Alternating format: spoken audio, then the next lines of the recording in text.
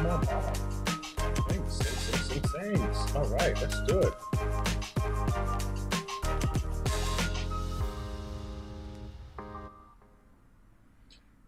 Hello, everyone, and welcome to Demystifying Data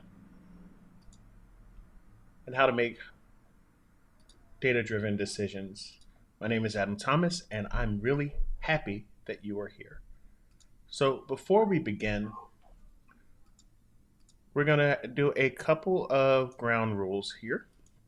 One, mute by default. There are going to be times and spaces for you to be able to. Adam, I think. Wait, I'm on mute. Sorry. Holy smokes. Oh, you're on now. You're online. You're online. All right, thank you. Sorry about that, everyone. That was so weird. Okay, so anywho, we mute by default. I guess I was displaying that, but everyone should be muted by default. There's going to be space for you to ask questions. If you are wherever you are, if there's an option to use reactions, please do. We have folks in YouTube, we have folks on Zoom, we have folks on LinkedIn, and wherever you are, I want to know how you're feeling. So feel free to use reactions.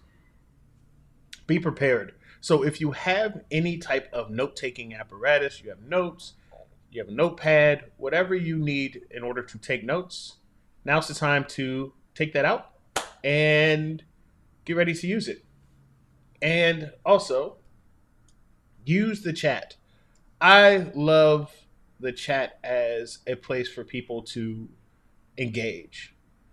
You want to write questions, you want to write comments, how you're feeling, what's interesting, what works, what doesn't. Please use the chat. This is me giving you permission to go nuts in there.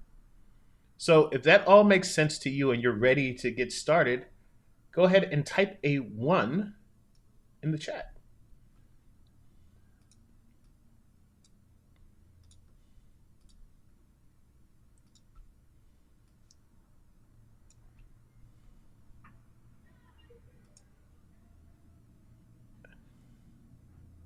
All right.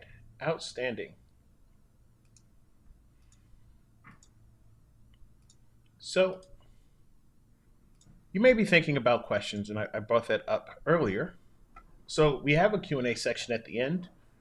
Feel free to raise your hand when that section is on the screen, when you see that slide, and I will get to your question. Use the chat. If you have a question, we have exercises during this presentation. If you have a question, please ask it in the chat, and I'll get to it either textually in the chat, and I'll repeat it during the Q&A, or I will answer it during the Q&A section. And last, there is a feedback form at the end that I am going to ask you to fill out. That you will have a section for questions. So at the end of this, if you have a question, ask it there, and I will get you an email response within 24 hours. All right. So what are we talking about today? We're going to introduce this idea of demystifying metrics. Then we're going to talk about why your metrics aren't working. Then we're going to rack your metrics. We're going to demystify your metrics by racking your metrics. Then we're going to have a feedback session where we'll go back and forth, and then a Q&A. So to start this off, I look towards W. Edwards Deming, who is one of the most impactful engineers that we have had on Earth, responsible for a lot of the quality assurance that came out of Tokyo in Japan over the last 60 years. And one of the quotes that sticks with me is a bad system will beat a good person every time. So what does that have to do with metrics? A lot, if you consider that metrics are a communication tool. And you, as a person with the expertise that you have, regardless of where you are, have something to say that helps the team get better and better and better.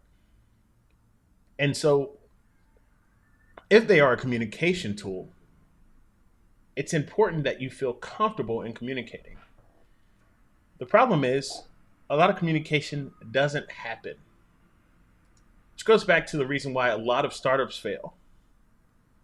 According to CB Insights, the number one reason why startups fail is not targeting the right problem.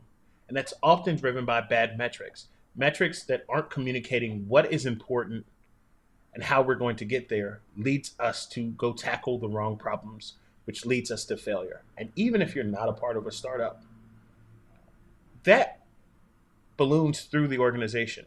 So a lot of businesses feel like they are stuck. And I would posit one of the major reasons why they feel stuck is because they do not have the right problem. And regardless of having all the resources in the world, they can't get anything done because they are driven by bad metrics. If your metrics can't tell a story, they are mystified. What do I mean by mystified? I mean that the content of those metrics, the meat of those metrics that help people solve problems, they're in smoke. People can't see them, they're obscured. And maybe somebody can follow what you're saying.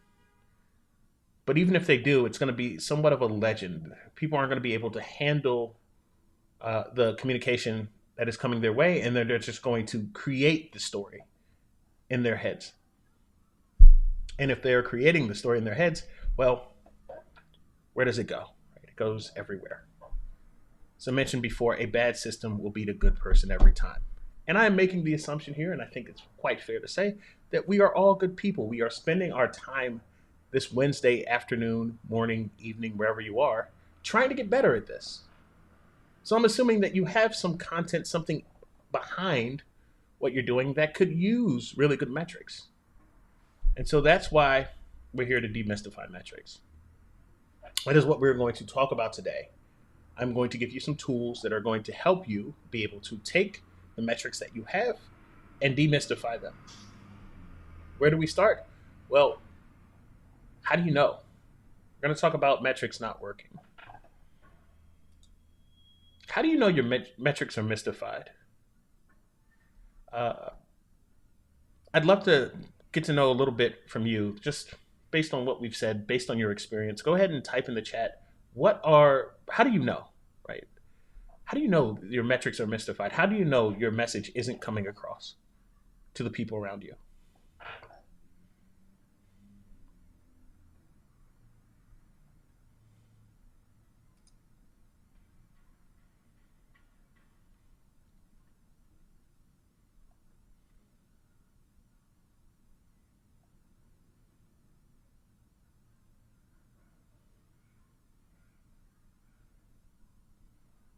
Recording in progress.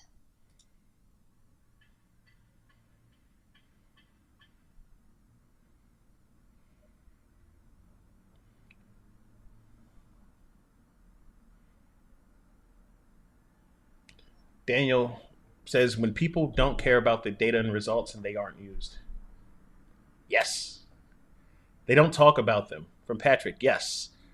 Uh, I worked at one company where the data needed were on various systems that did not communicate with each other. Yes, Diane, they're all over the place, right? Where people just have them and they just go away. I'll add to this discussion. Everything that's been mentioned is completely correct. And I'll tell you the number one reason I know, how I know metrics are mystified inside of a company. They probably have too many, right? They probably have way too many metrics. And so if there are a bunch of metrics and a bunch of ways in which people can figure out stories or think about what they want, well, they're going to create those legends in their heads. Everything's going to become mystified. And off we go. People are just going to make decisions based on how they feel. And so we're going to start with our first exercise of the day. You're going to have 2 minutes here. And I just want you to write one metric in the chat. This presentation is designed to be followed along with one metric, something that you're thinking about. And so I would like for you to participate by just writing a metric in the chat. And so I'm going to expand this out here in just a moment. and go ahead and ignore that timer for now.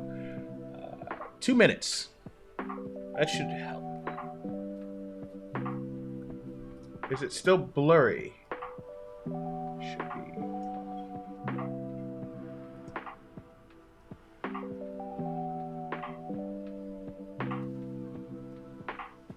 Great.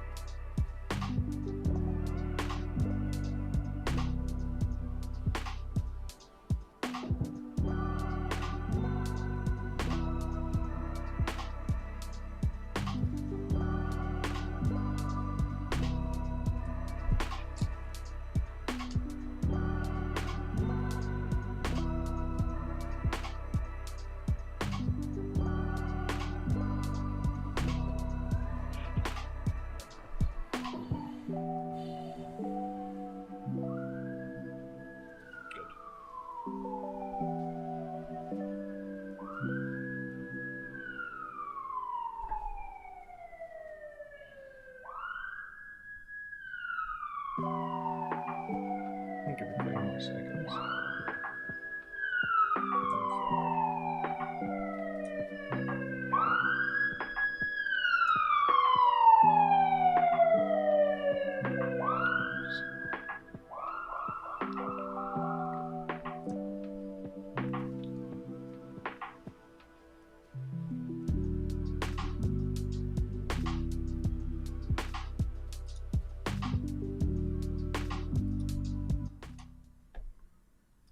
All right.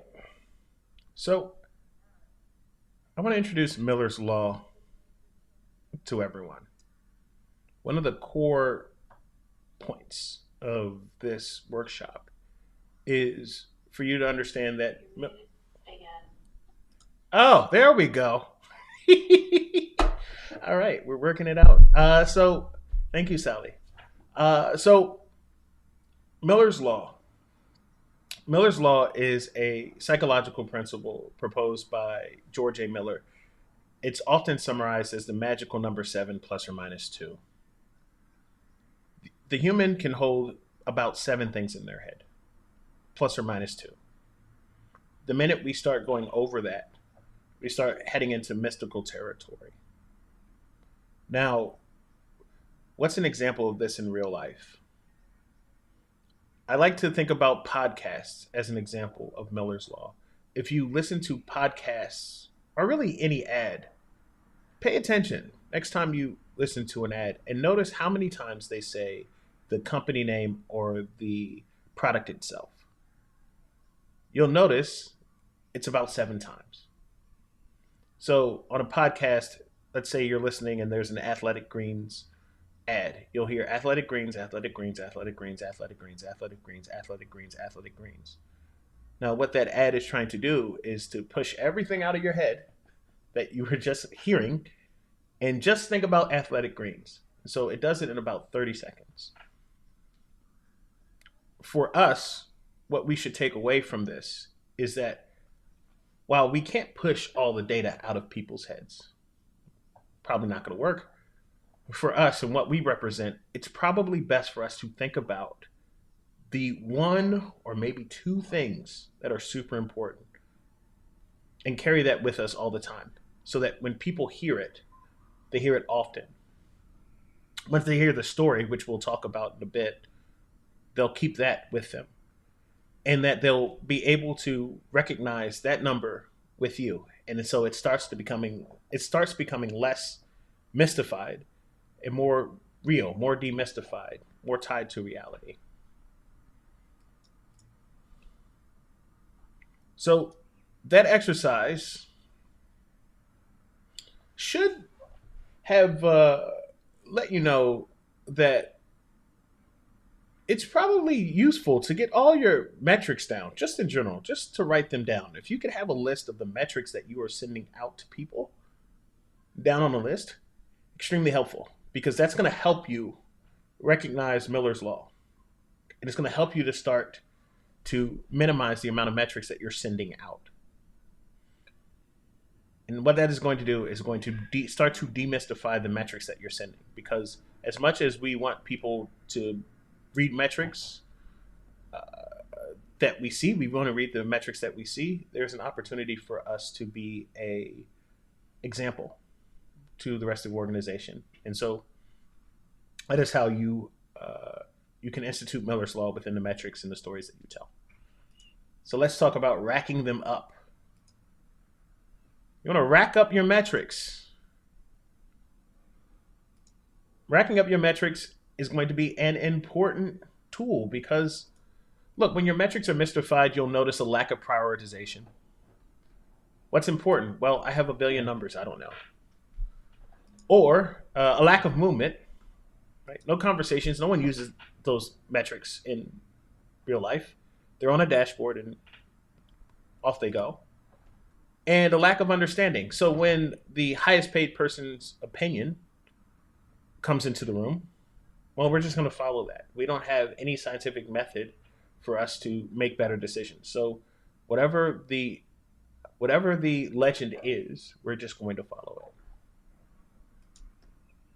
My hope is that we're going to move metrics that may overwhelm people, that don't create stakes, and might make sense to some or be a legend, into you're going to leave here at least with one metric that helps you focus on the most important, gives a sense of time and urgency, and can adapt to the folks that are looking at them. And so when I talk about racking metrics, I'm talking about making them relevant, which can they help a team decide if they were usable with the current strategy? Adaptable. These are metrics that are designed to inspire action, and quantifiable. These are metrics that can be used across the company.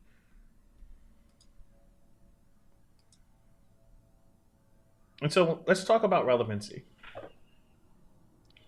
There's some things that you need to think about when you start thinking about your metric. And we want to use the metric from the first exercise to start thinking about these things. First, ask yourself, why do you need to measure this? What's important about it? Then ask yourself, what are you trying to accomplish? Right? There's something, you're recording a metric because you're trying to accomplish something. It is a marker for you to communicate what your goals are. So what is that metric trying to accomplish? And then ask yourself, what are the things that make this metric move, either in the positive or in the negative direction? What you're doing here is you're starting to build a story about the metric that you're talking about. And so one of the ways I like to do that is to think about a metric in three different directions, three different ways.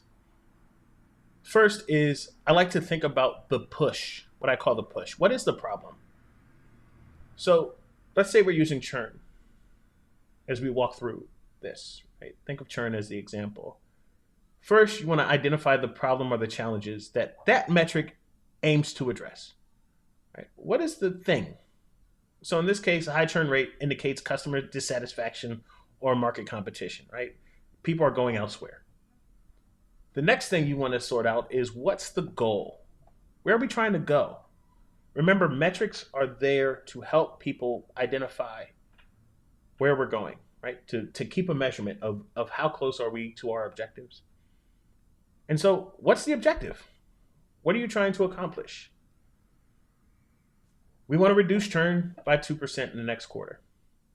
And then you want to talk about the actions of that verb. I'm sorry, you want to talk about the action, which is the verbs that you are looking for.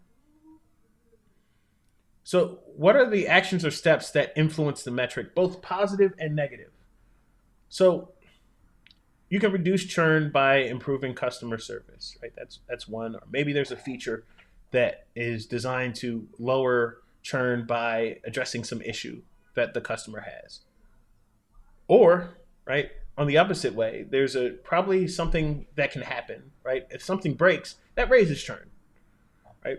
Identify what are the verbs on both sides of that metric because that is going to help you tell a story and it's going to demystify what we're talking about when we're talking about it as it relates to the problems and goals that we are trying to accomplish. And so we're going to go into our next exercise, which is you're going to take that metric that you had and you're going to create what is called a push or pull metric or push pull metric, right? That means you're going to write the push, the pull, and the verb, and you're going to post it in the chat here. And so I'm going to make this larger, and then we're going to go back into the exercise. And I will see you in 5 minutes.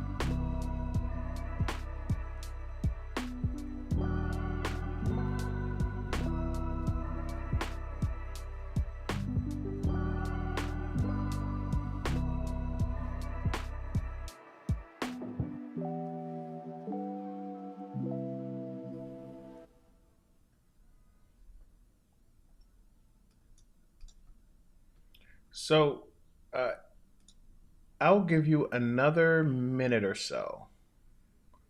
We'll go back for another minute or so to let you finish up.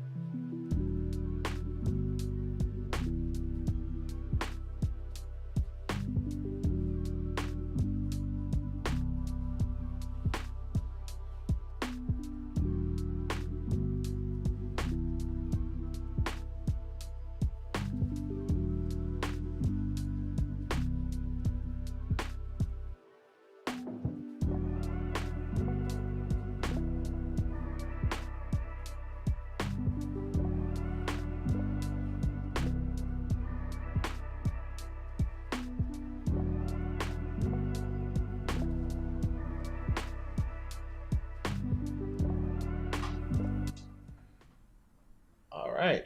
So the goal of keeping relevant metrics is to start to draw out like a compass. Think of it as north, we're going to solve our problems doing X. South, the problem is Y. And then to go forward, uh, actually, I'm sorry, north and south are the actions, right? These are the verbs. So this is where it goes up, this is where it goes down. And then east or west, east is where we're talking about our push, and then west is where we're talking about our problem. If you can think about a compass, that can help visualize this for you and also help you tell the story. Next are adaptable metrics. So you want to be able to tell a team what is changing. Uh, so when you're telling the story, you want to say we're focusing on churn. You want to set the stakes. One of the major problems I see with metrics is they tend to just sit there. We're not telling folks what's important, what's at stake, what changes if this metric doesn't move. And so this is an opportunity for you to set a time and say why. So our churn rate needs to change in the next 2 weeks, right? You would add on to that because blank. Then you want to connect it to strategy. Our strategy this year is all about retention, right? And so what you're starting to do when you talk about status change, time, and strategy is you start to give people a sense of what this metric is. So when they hear it and when they engage with your when they engage with your metric, they're going to be able to place it. Right? You're starting to take you're taking a mystic metric and you're starting to demystify it by making it tangible in the real world. And so I want you to go ahead and practice this. I want you to take the metric that you have and tell a story with it. What's the metric? How do you make it adaptable? Whoops. Just think about the. Actually, we got to change a slide on the fly here. 1 second. We're going to make some magic happen.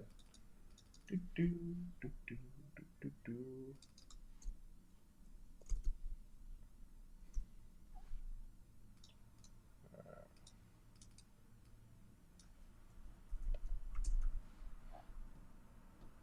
All right. And now we're back. Okay, so you're going to take that metric and you're going to make it adaptable. You're going to tell me what the context is. How do we change it to the new state? What's the time period? And what's the strategic goal for that metric? You're going to make this adaptable. And so you got 5 minutes. Uh,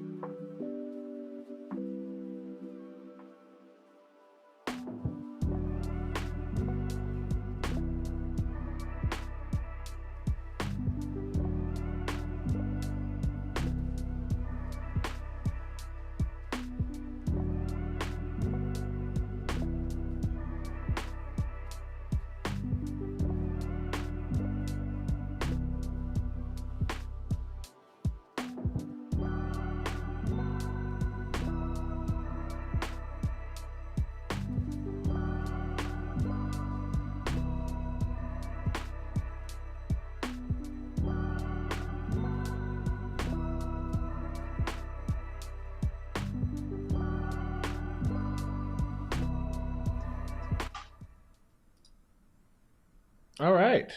So there's some great answers in the chat. What I'm hoping that this section helped you think through is how do we take what we have, this number, and then how do we uh, turn a metric from a static concept to an action plan? How do we make it useful to other people? And so when you have the metric, the context, the times period, and the strategy, folks are able to adapt it to their own needs, and they're able to create their own action plans based on the numbers that you give them. Let's talk about quantifiable metrics. Now, our metrics don't mean much if they don't have flexibility, and if they don't help us connect to the end goal, and they don't help us find alignment. And so that's why I want to introduce the concept of leading and lagging indicators. So, leading indicators are think of leading indicators as ways to predict to thank you, Diane. Yes. So think about leading and lagging indicators as leading indicators are ways in which you can predict or help people predict what the next thing is going to be. And this is great for teams working on the thing itself, the metric itself, because that is going to help you either raise or lower it based on the verbs we talked about earlier. And then you have lagging metrics, which help tell us more about the end state. What are the outcomes in which we are trying to receive? And so, some examples of that of a leading indicator could be like feature utilization, right? If somebody is using a feature more, they're less likely to churn. And then, if they're less likely to churn, they're more likely to add revenue. And so, in that quick example, you can see that there's a map, right? Say I'm a product person, I'm going to start drawing a map of these features. Now, if I'm focused on churn, I can go back in the map and talk about feature utilization.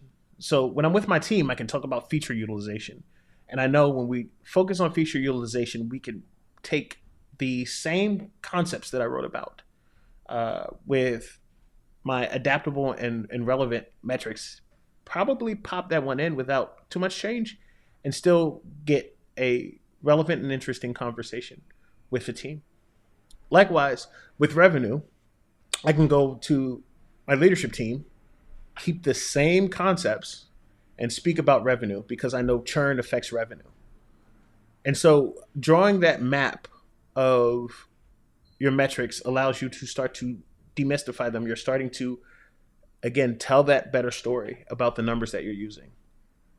Now, what's also interesting about thinking about metrics in this way is you can start to transform them into metrics that other teams use.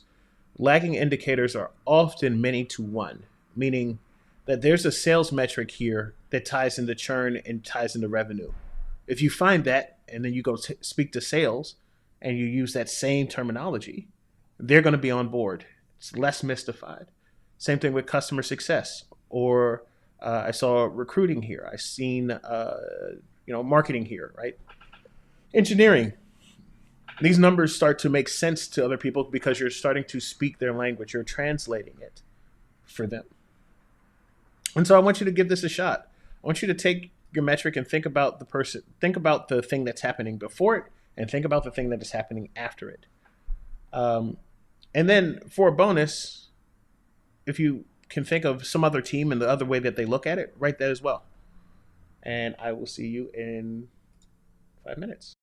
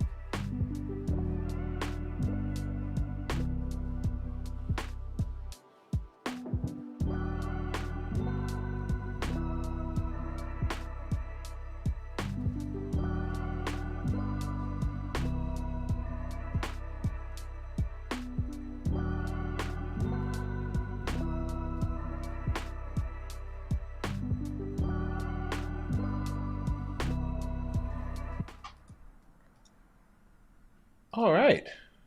So, what that map helps you do is it starts to help you think about how you're going to tell that story to other people in the organization.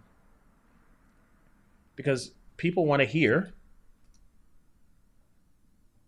from you what's important to them. And if they do that, if they can hear that, then they're going to be far more trustful. And it's going to take that mystical story that they have in their head and it's going to tie it closer to reality.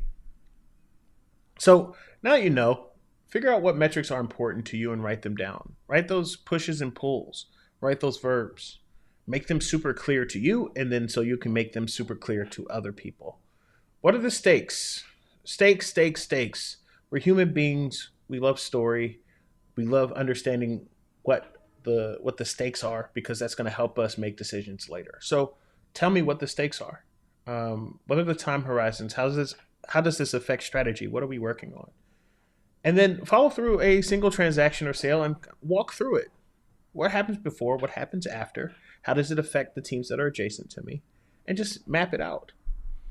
And that's going to help you turn what those metrics were, which were mystified, into demystified. They'll turn it from legend to to reality. And ironically, the way to turn legend into reality is through story. Now, back to Deming here. And he also says that without data, you're just another person with an opinion.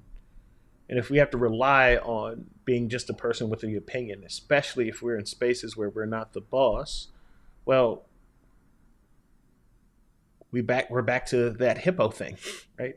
Highest ranking person, highest paid person, right? I know in the times in my career when I've sat in that seat, like if things are not clear, then I'm just gonna go make a decision. And so, what you can do if you're not in that seat is be able to tell a story about your numbers in a way that you aren't just another person with an opinion, uh, and you don't need to be the highest paid person with an opinion. You can just give data, and teams can make better decisions with it. And so, yeah, before we get to Q&A, I'd love to get feedback from you. Uh, there's a QR code here, and there is a link in the chat to the form that would be there for you to fill out. I'm going to give you a couple minutes to do so. Uh, so, yeah, I'll give you a couple minutes.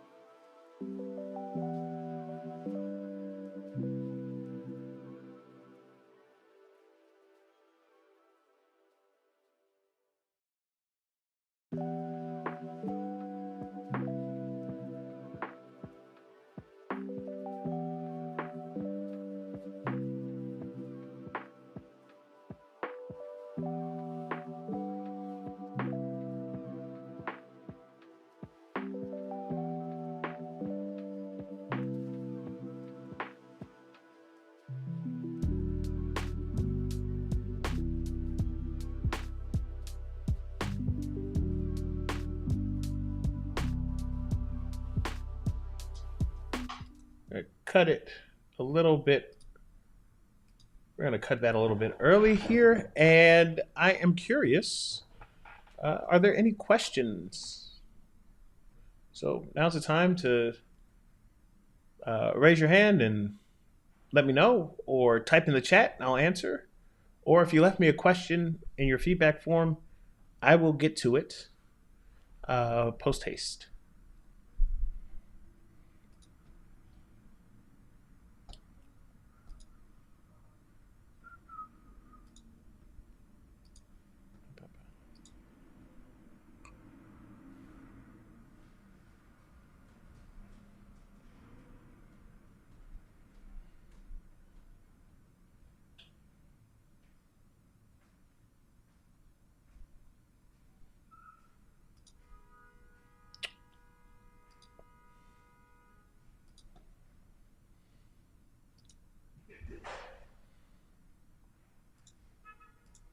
Okay, so Sally asked, can you redefine lagging and leading indicators and some examples how that maps to cost? Okay, great question. Let's start with the end and work our way back. So there are two concepts in business that are mutually exclusive and what is the MECE term? Mutually exclusive and mutually exhausting, something like that. Basically, they encompass everything, and that is revenue and cost. So something either brings in money or something takes away money. And so when I talk about leading and lagging indicators, the most lagging indicator that you'll ever see is either revenue or cost. The idea is to work backwards from that point. And as you work backwards from that point, you're thinking about actions you're thinking about metrics that influence the lagging indicator in front of it. So um, in this example, we see that churn influences revenue. Right? Churn happens before revenue changes. So that is a way to think about churn going to revenue. Cost. I'm trying to think of a good lagging indicator for cost. Uh, Maybe payroll. Payroll happens before cost. Payroll affects cost. Cost of goods sold affects cost. Um, Pretty much anything on the balance sheet that is in the uh, that is under expense is a as a leading indicator to cost. Now, what's a leading indicator from those items? Well, that depends on your business, and that's going to depend on the team. And so, think about lagging and leading indicators is this: a leading indicator is a way to measure a prediction of the lagging indicator in front of it. And so, a leading indicator, when you think about something like feature utilization, can tell me what churn is going to be. It can help me predict. And a lagging indicator is what you tie to the outcome of whatever's important. So the laggiest of lagging indicators here are revenue and cost. And the higher you go up in the chain, the more important the lagging indicators become because they are tied to output. They are tied to what has already happened. And to put it another way, when you're with your teams, use leading indicators. When you're telling stories to people above you, use lagging indicators depending on the situation. I hope that helps.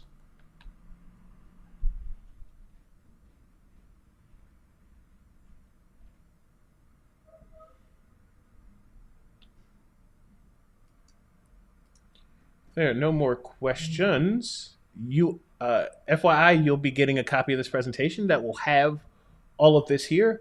There are plenty of books to read here, which I think are super duper duper impactful. How to Measure Anything is basically a redo of statistics. It'll tell you how to measure all this stuff. So if you have any gaps in your plan, right, come back, look at How to Measure Anything. It'll give you a way to start to measure that thing, even if it seems sort of out there.